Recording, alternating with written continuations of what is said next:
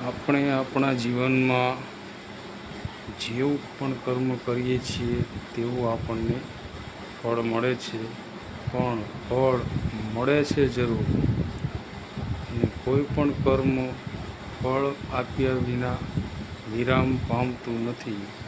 આપણે સારું કર્મ કરીએ તો આપણને સારું કર્મ કરવાનું સારું ફળ મળશે જ, પણ કોઈ કારણસર એને ફળને પાકતા સમય લાગે છે. કોઈ ફળ એવું છે જે આપણને તરત જ ફળ આપી દે છે.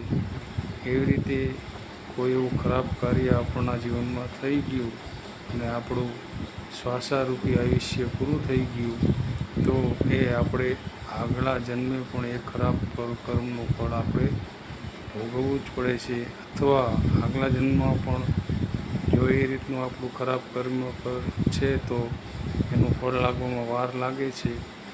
તો એનો જ્યારે સમય આવે તે આગલો જન્મ, પછીના જન્મ અથવા ગમે એટલા જન્મને પણ એ કર્મ ફળ આપ્યા વગર વિરામ પામતું જ નથી.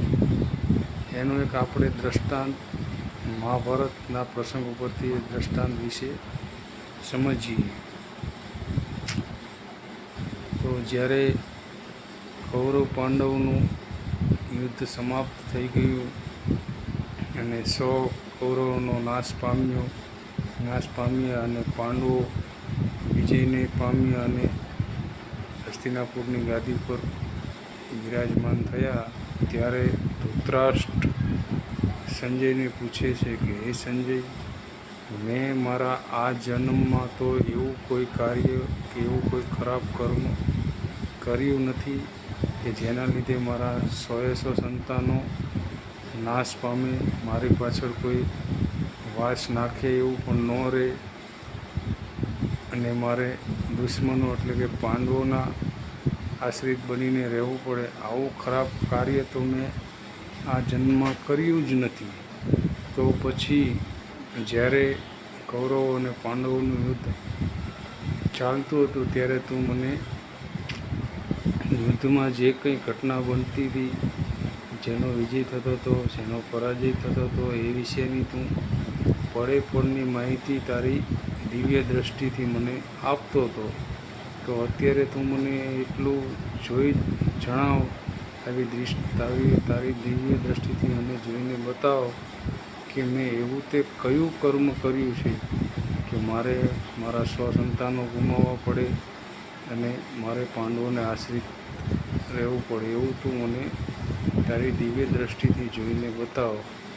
તો ત્યારે સંજયે ધૃતરાષ્ટ્રને દિવ્ય દ્રષ્ટિથી જોઈને કહ્યું કે મહારાજ, તમારી વાત સાચી છે, પણ આ તમારું કર્મ આ જન્મનું તો નથી જ, પણ આજથી 50 જન્મ પૂર્વે તમે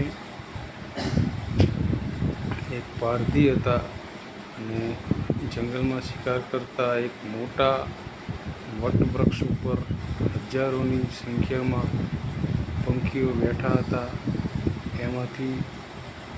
એની ઉપર તમે સળગતી ઝાડ નાખી તો એમાં જે કંઈ મોટા પક્ષીઓ હતા તે ઉડીને નીકળી ગયા, પણ ઝાડ લાગી હતી એના લીધે એમની આંખો અંજાઈને તેમાંની દ્રષ્ટિ ચાલી ગઈ.